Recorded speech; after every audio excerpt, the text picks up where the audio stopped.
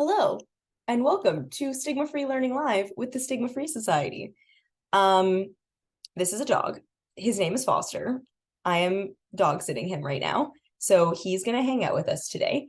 He will not be on my lap the entire time, but I just wanted to introduce you and let you know that if you see something furry roaming around in the background today, this is Foster, and he is said furry thing. He's a very sweet boy. If he barks, I do apologize. I live in a studio apartment, so I do not have anywhere I can put him where while I record this. So he is going to be hanging out with us today and sniffing everything on my desk. So say hi, Foster. Can you say hi to the people? Maybe not. I'm going to put him down now so he doesn't distract us anymore. And then we can get into you know what? He can hang out for a little bit. He looks like he wants to chill. So welcome to Stigma-Free Learning Live. Happy Monday. Happy end of January. It's literally the end of the month. I don't know where this month has gone. Pretty wild that it's already almost February. Holy smokes.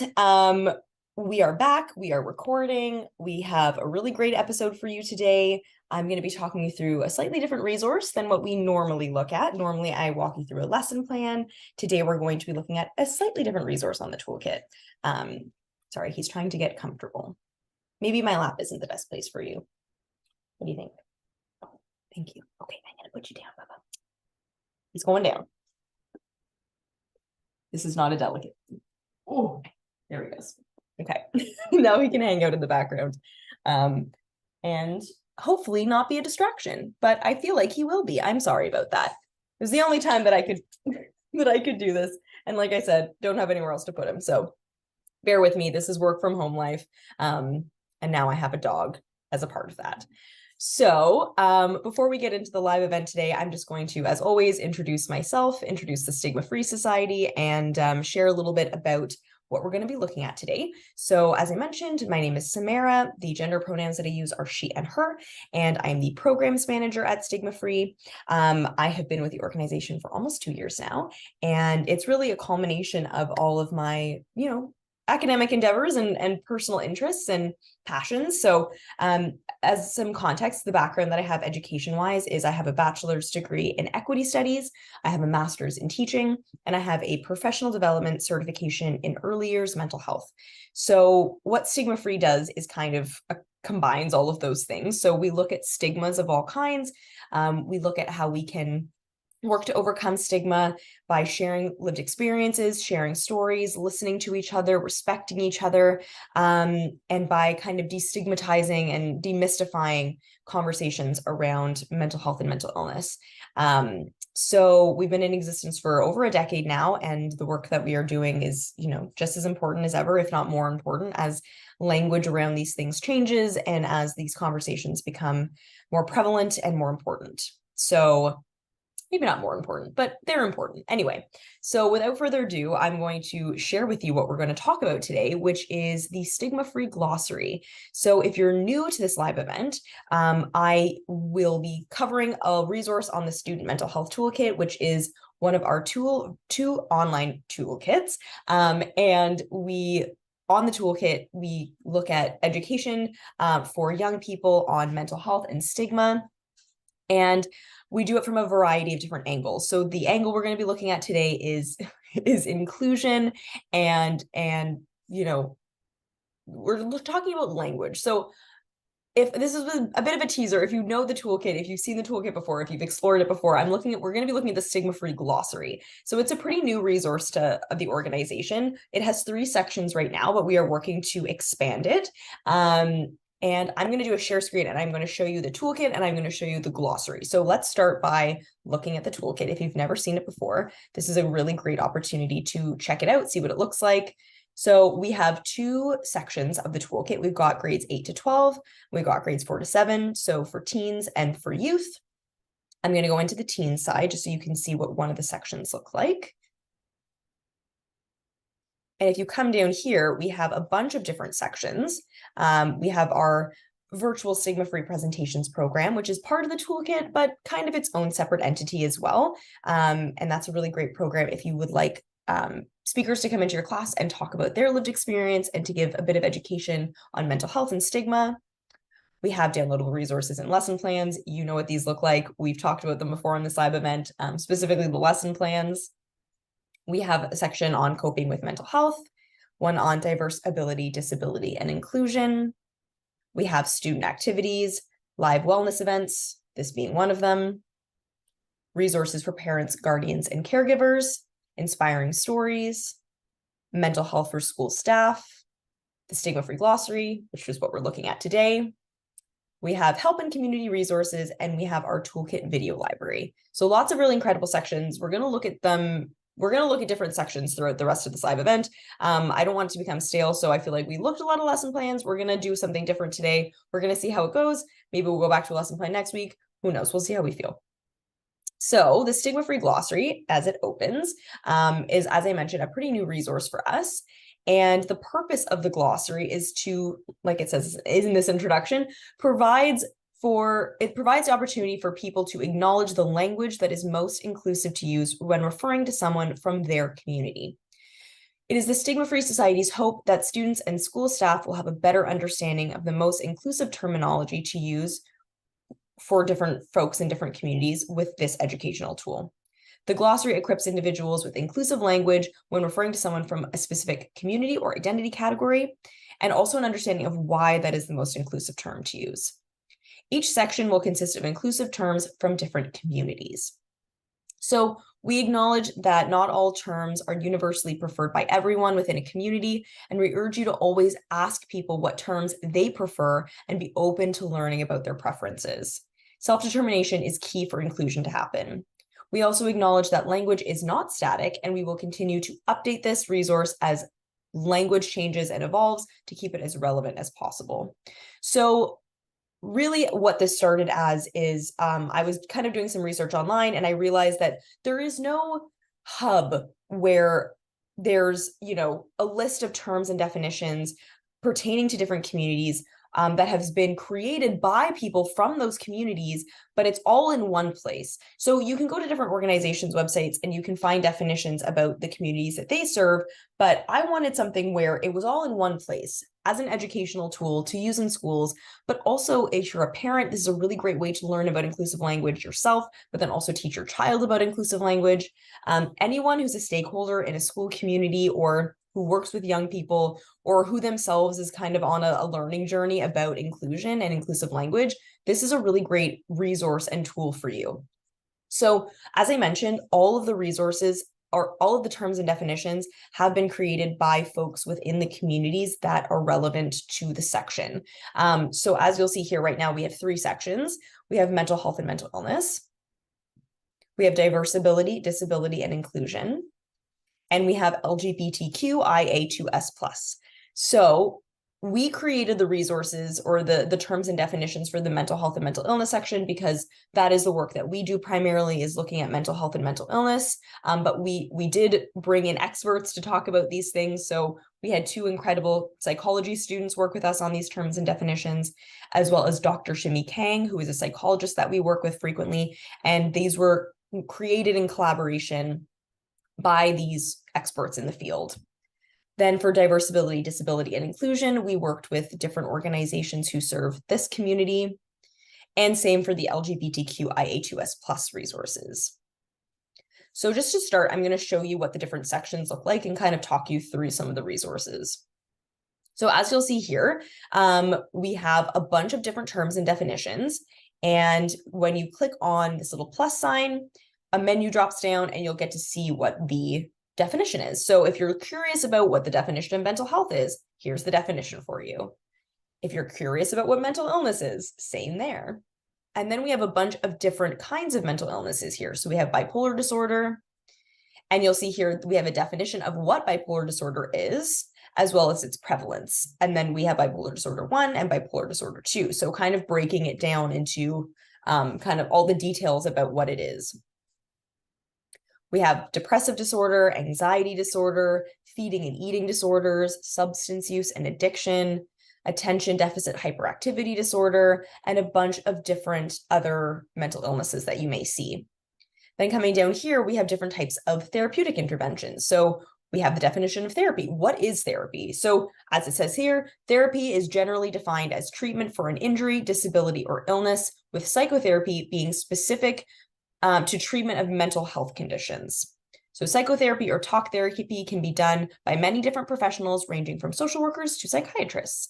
So a definition of what therapy is: everything that falls under the umbrella of mental health and mental illness is in this section. So then we have what is a social worker? What is a counselor or therapist?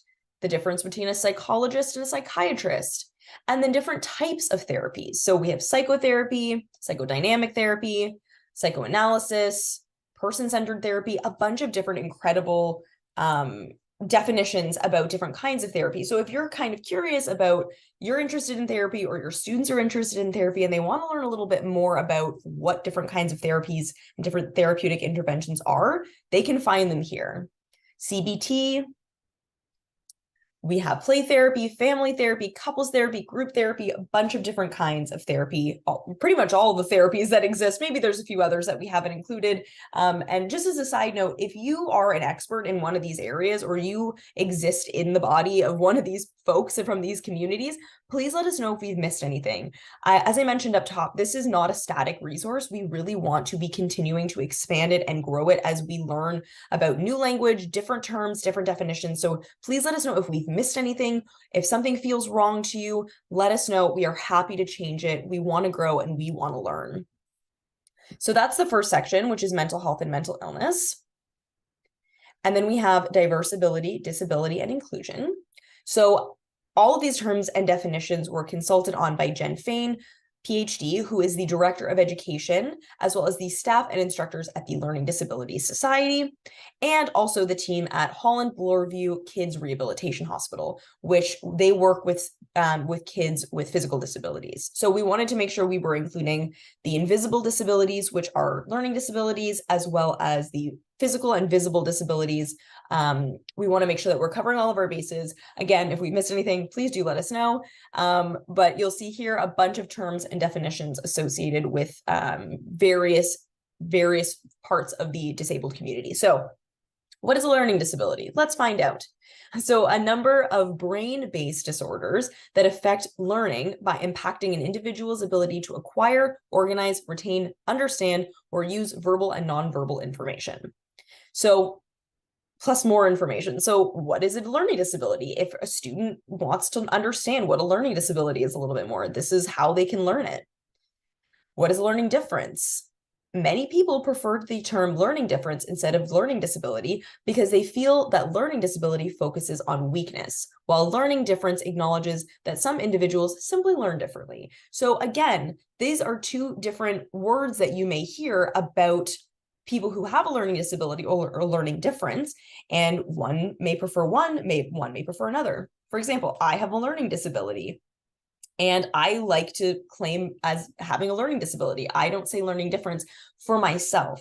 I know that's not what everybody prefers. I prefer the term learning disability because I own it. I own what that means. I don't think having disability means that I'm lacking in any way. So I associate with that term. Not everybody does, and that's okay. And that's why this is important, because we get the full range of people's experiences, the full range of people's preferences.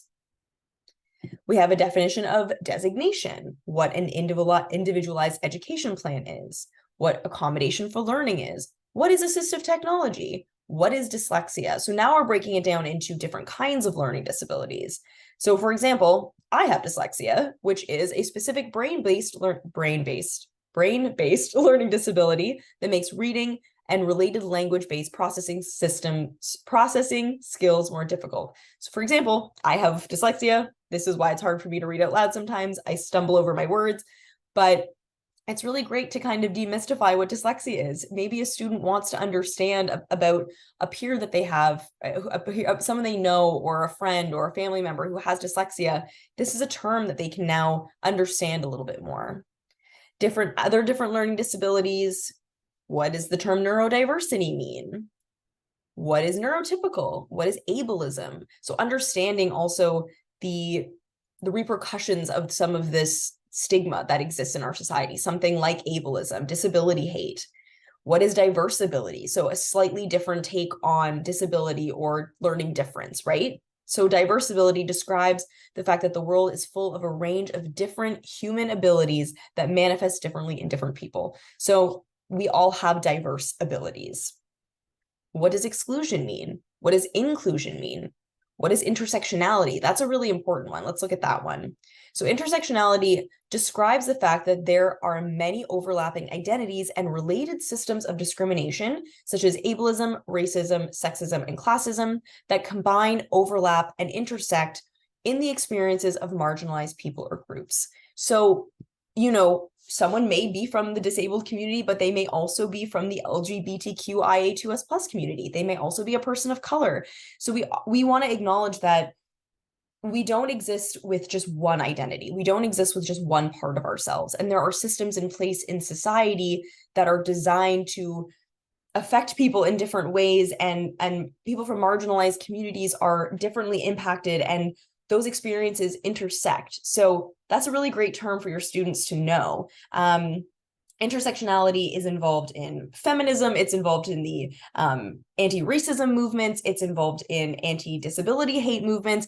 It's such an important term for your students to know, and it's in this glossary. So we have a definition of disability and physical disability. So that's this section. It's pretty robust. There's a lot here, but I think these are all really important terms for your students to know. And then we have the LGBTQIA2S+ community section. That's a lot of acronym, and I know that for some people that can feel a little bit overwhelming, but just to break it down in case this is something that's new to you. So the L stands for lesbian, the G stands for gay, the B stands for bisexual, T stands for transgender, Q stands for queer, I stands for intersex, A, asexual, 2S is two-spirited, and the plus is any other gender or sexual orientation that is not part of this already. So they want to keep it as inclusive as possible. So this glossary section was developed in collaboration with the Canadian Centre for Gender and Sexual Diversity. So the CCGSD is a national nonprofit organization that aims to empower gender and sexually diverse youth through education, research, and advocacy. So you can also click on their page here and learn a little bit more about the work that they do. They're an incredible organization. They were so fantastic to work with on this. And we really found that they already had this glossary that existed, and they just added to it and changed it and updated it a little bit for us. And then we put it on our toolkit. So again, this was not new information. This is already online, but we wanted to have it in a place where it exists with all these other terms and definition as well. So for different communities, it's all in one place. So this is a very long one, but I think it's really important to understand the nuances of all of these terms. These are things that your students might know about, they might be curious about, maybe they're questioning their own gender identity or their sexual orientation. And I think it's really great for us to have these conversations and to also learn about them ourselves as adults so that we know how we can talk to young people. So if a student comes to us and says, I'm agender, what does that mean? How can we learn ourselves first so that we don't put the onus of learning or the onus of teaching us on somebody else? So let's learn about what agender means. So a term meaning without gender. People who are agender do not identify anywhere on the gender spectrum, but rather see gender as non-existent. That's really cool. Like it's such an important thing to learn about. And anyway, I'm very passionate about language. So this is all by alphabetical order. As you can see, we have asexual, assigned sex. So assigned sex is the classification of a person as male, female, or intersex based on biological characteristics, including chromosomes, hormones, external genitalia, and reproductive organs, often at birth. That's a really important thing to know about. What is the difference between sex and gender? So this is what assigned sex means, which again, isn't just what sex is, it's what assigned sex is. Very important to acknowledge. What it means to be bi-curious. What's bi-erasure? So like, again, the impact of stigma around the bisexual community is bi-erasure, anyway, it's all here. Bi-gender, biphobia, biromantic, bisexual. What is cisgender? So cisgender is a term used to describe people whom their identity their gender identity and the assigned sex match, and who fit the social expectations surrounding their gender, their birth assigned sex. This is my dyslexia coming in. Sorry about that. It is the opposite of what transgender is. Cisnormativity, cis sexism, so many terms here. And these are all terms that are becoming so much more talked about in our society. They've existed forever. People from these communities have existed forever, but the way that we talk about these communities, the way that we talk about sex and gender and sexual orientation, it's so important to know this stuff and to teach this stuff to young people. So what does it mean to be gay? What is gender? So again, the difference between gender and sex. So gender is a system that operates in a social context to classify people.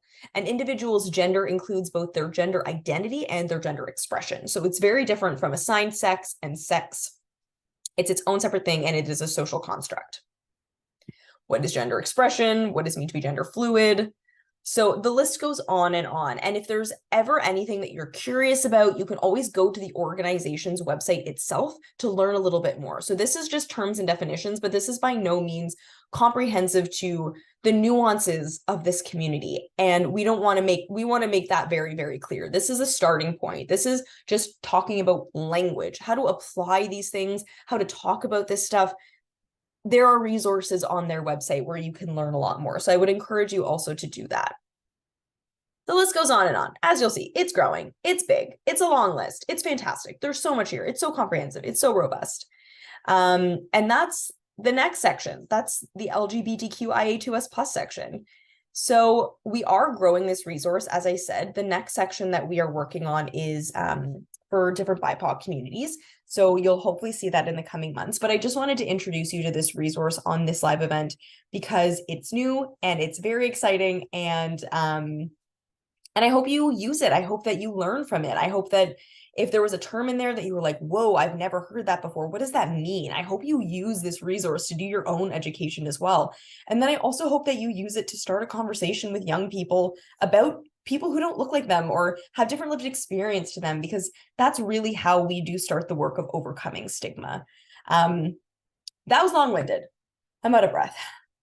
Sorry about that one. That was long. Foster's asleep. He's tired. I'm tired. We're going to end it there for today. Thank you so much for engaging with this live event. Thank you for watching, whether you're watching it live or whether you're watching it later. Please leave me a comment, leave me some feedback. Like I said, we are so open to your feedback about the glossary.